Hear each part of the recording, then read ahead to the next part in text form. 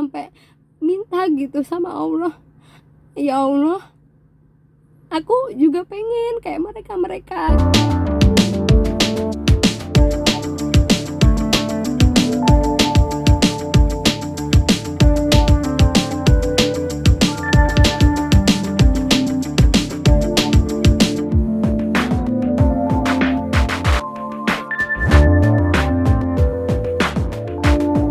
Assalamualaikum warahmatullahi wabarakatuh. Kembali lagi dengan saya Nelly Fitri Umameka.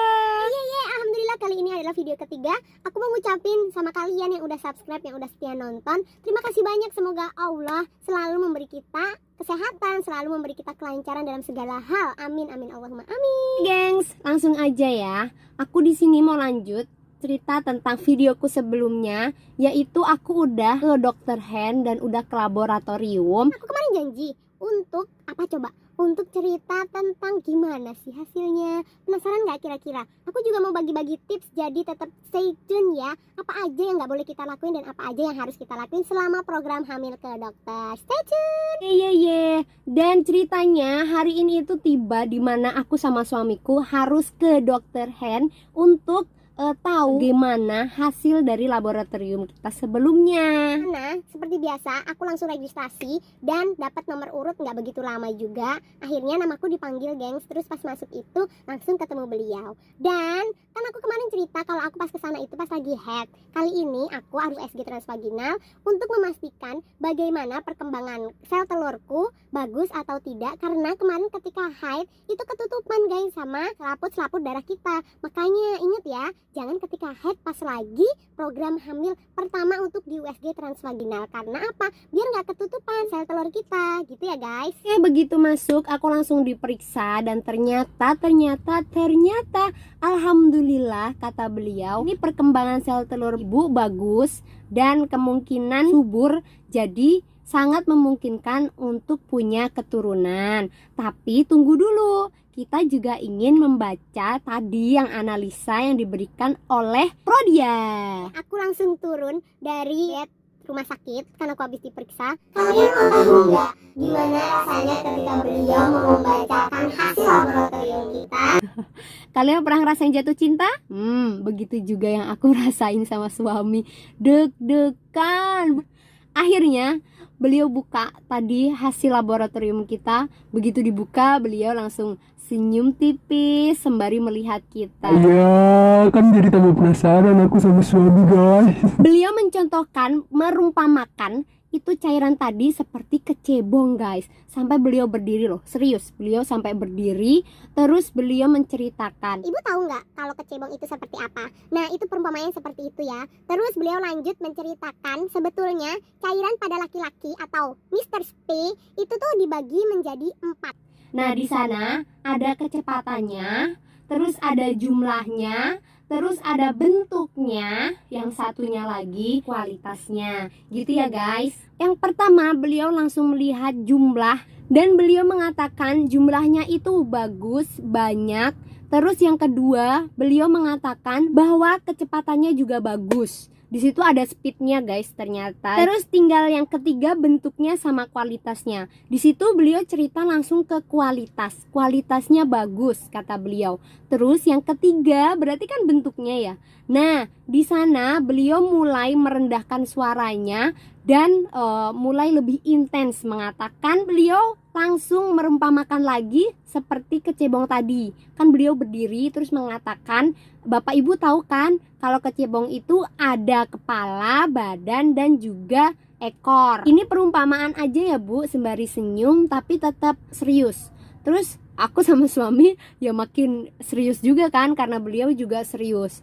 Terus beliau mengatakan lagi, jadi bentuk Mr. Sp ini yang seharusnya 100% bagus, kebetulan Mr. Sp yang dimiliki Bapak itu nggak mencapai 100%, tapi hanya 3%.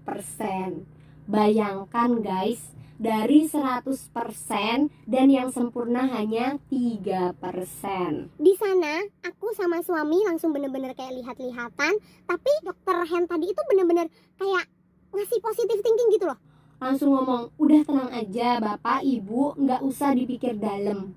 Kita sama-sama usaha dan masih memungkinkan 100% bisa hamil. Bayangkan, yang awalnya kita kan orang awam ya, istilahnya nggak tahu tentang begituan. Terus begitu dengar kabar itu down, aku sama suami langsung kayak, gimana nih, udah pikirannya kemana-mana. Terus beliau menyatakan lagi, masih bisa hamil 100% insya Allah. Pasien mana sih yang gak seneng dengan dokter yang seperti itu? Masya Allah, kita tuh jadi kayak, oh iya ya dok ya, bener ya dok ya gitu. Bener insya Allah, karena tidak ada riwayat kemandulan insya Allah. Di sini aku nggak tahu, kurang tahu beliau itu muslim atau tidak, tetapi beliau selalu bilang yang terpenting kita usaha dulu dan untuk hasilnya kita serahkan sama yang membuat hidup. Gitu intinya, kita tetap harus berusaha, intinya seperti itu. Jadi kalau diceritakan, Mr. Sp tadi itu apa aja yang nggak ada. Jadi ada yang beberapa nggak ada kepalanya, ada beberapa yang nggak ada badannya, nggak ada ekornya gitu guys. Makanya dibilang nggak ada yang sempurna.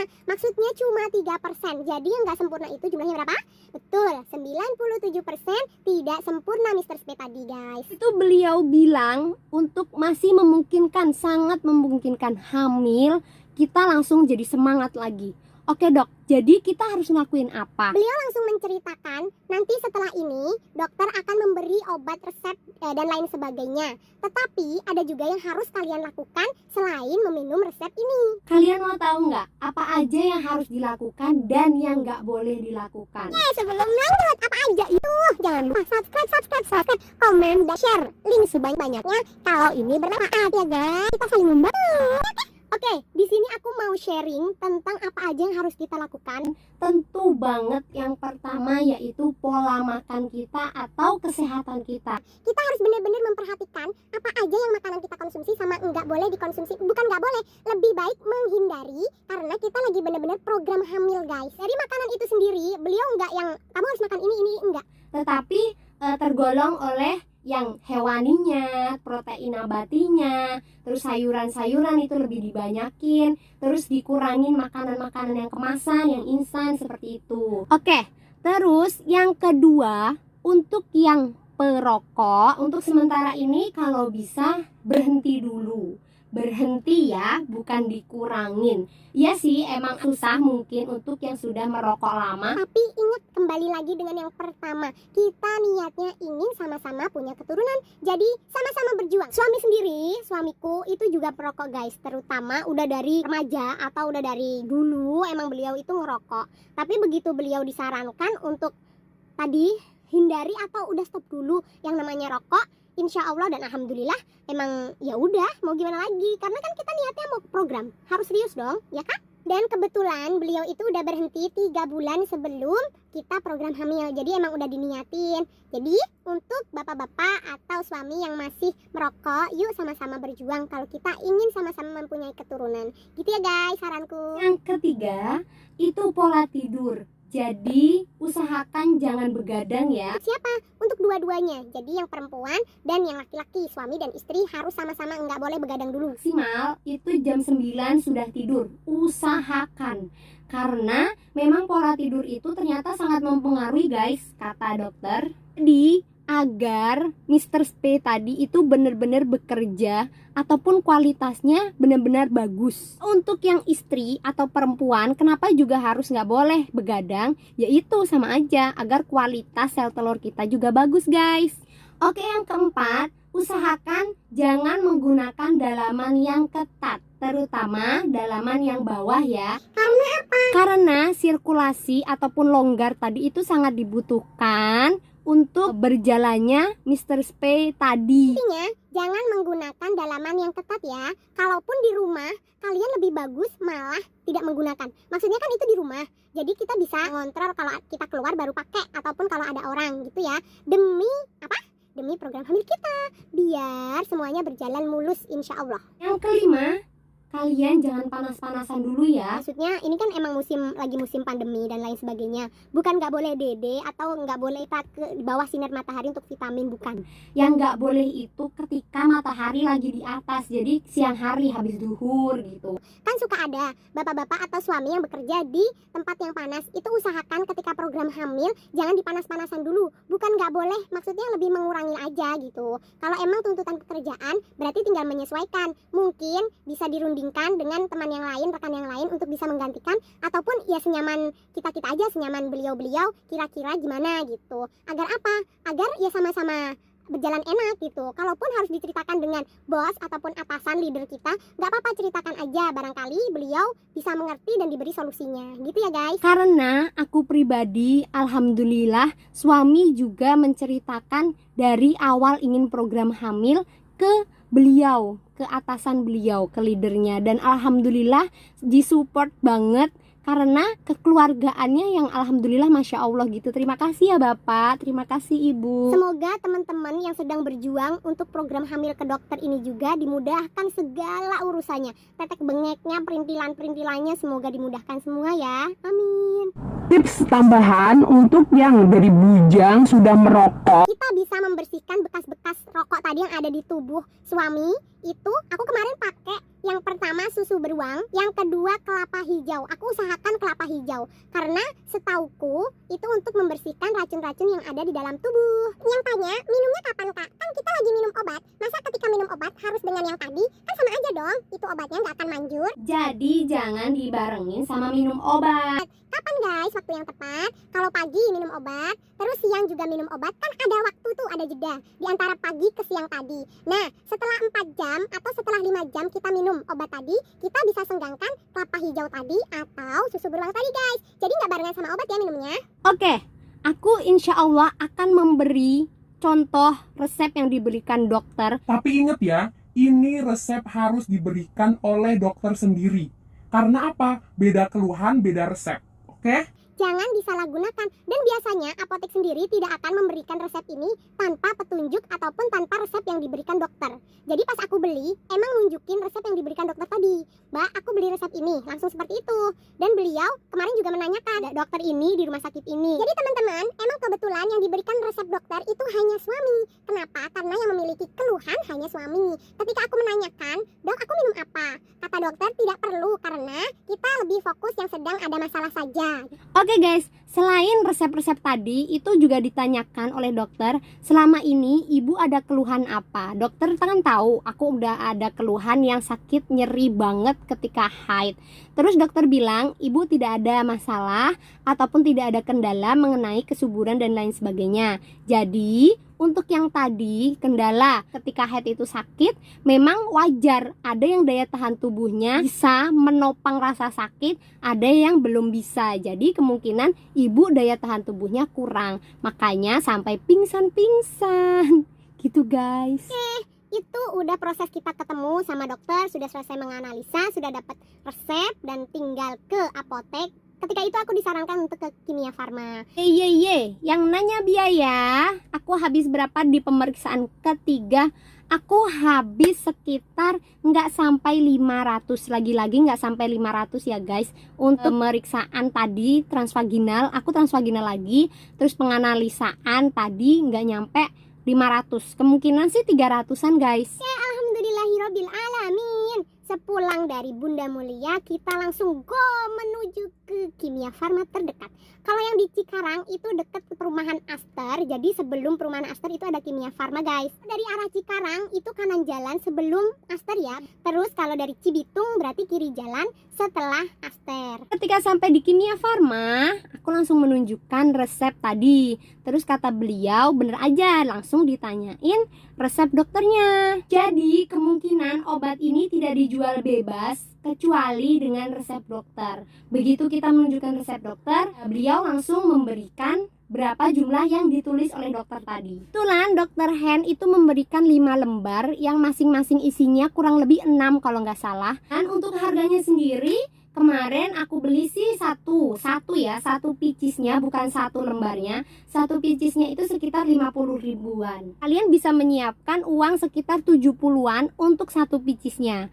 Dan untuk berlembar-lembarnya tadi aku habis sekitar nggak sampai 500 lagi. Dikalikan aja ya, kira-kira 300-an lah ya untuk obatnya. Terus aku ditawarin nawarin vitamin untuk istrinya, kemungkinan gabungan dari yang tadi. Karena dokter Han tidak merekomendasiin, jadinya aku juga nggak beli. Aku hanya berpesan, yang terpenting aku juga tetap ikut pola makannya dijaga, pola tidur dijaga, terjaga stamina tubuhnya. Gitu aja ketika itu dokter Han. Oke, lanjut, aku bayar tadi itu semua. Berarti total di pemeriksaanku ketiga itu 600-an ya guys. Udah dari rumah sakit dan juga tadi di Kimia Farma tadi. Oh ya guys, aku mau cerita aja nih ya. Dari aku sebelum-sebelumnya, sebelum berjuang ini, yang pengantin baru yang menunggu di penantian promil-promil alami tadi guys. Aku tuh sering banget nangis ketika haid. Jadi kayak ada perasaan gimana ya, sakit gitu. Karena kita terlalu mikirin, menurutku ya. Karena terlalu mikirin, jadinya kayak yang dibawa beban gitu. Jadi pesanku, saranku, kalian tetap enjoy dan pokoknya bener-bener ngerasa yang ya udahlah, jalanin aja gitu. Nggak usah mikir yang aku kapan sih dikasihnya, aku kok nggak dikasih sih, aku pokoknya pikiran-pikiran negatif itu buang jauh-jauh. Karena emang sugesti menurutku sih bener-bener ngaruh guys. Jadi itu saran pertamaku ya. Saran kedua, jujur di sini tuh ada rasa kayak deep gitu loh. Jadi rasanya dalam banget. Aku pernah guys, aku pernah sampai nangis-nangis. Maaf ya, aku terharu banget. Aku pernah sampai nangis-nangis, sampai minta gitu sama Allah, ya Allah, aku juga pengen kayak mereka gitu. Terus aku tuh kayak jadi muhasabah diri gitu guys. Sampai aku tuh nanya sama diriku sendiri, ya Allah, kalau aku punya salah sama orang lain, aku minta maaf. Soalnya nggak tahu kan, namanya kita udah menyakiti hati orang, terutama mungkin itu dengan sengaja ataupun enggak, pernah nyeletuk dan lain sebagainya.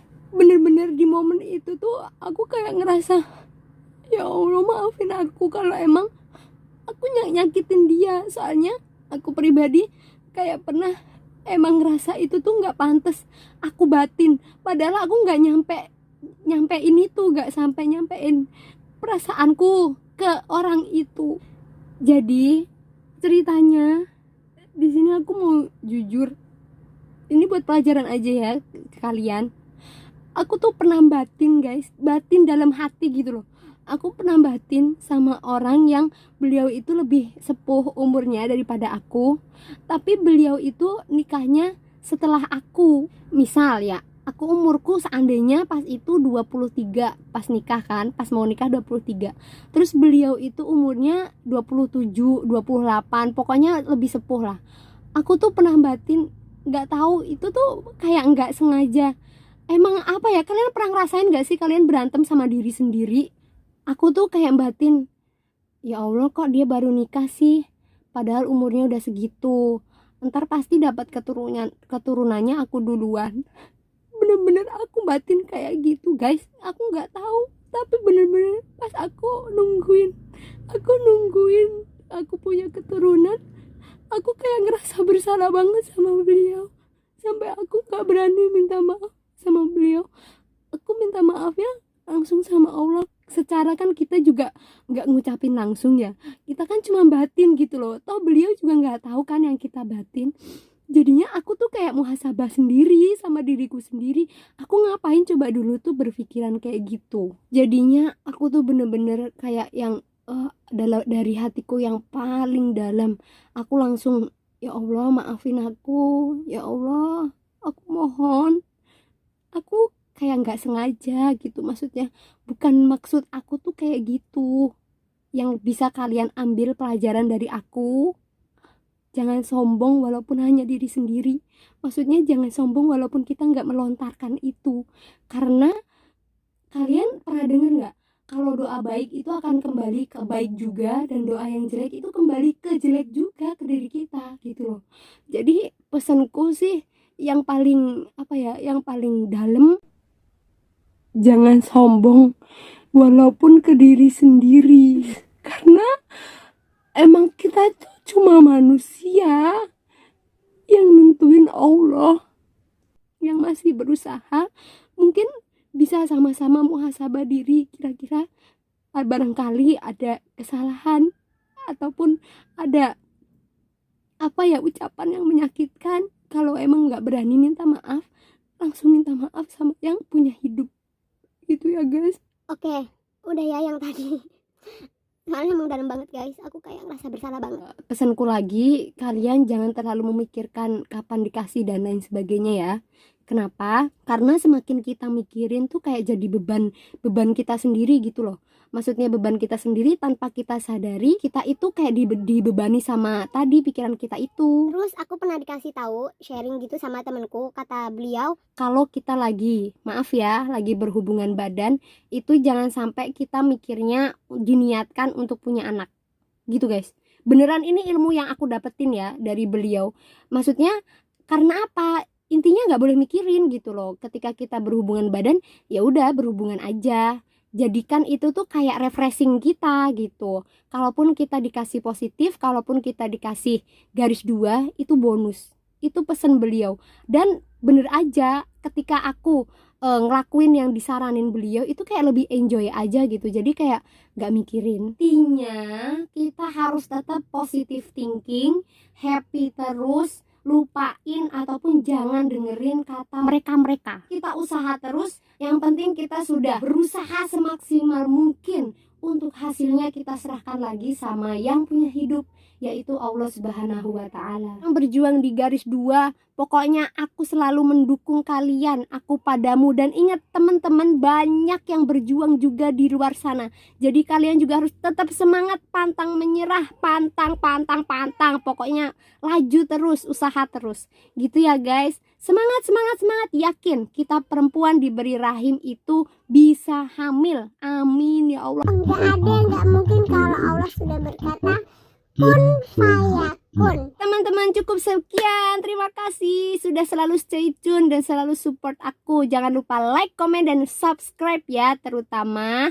Dan semoga bermanfaat video ini. Oke, thanks for watching. Wassalamualaikum warahmatullahi wabarakatuh.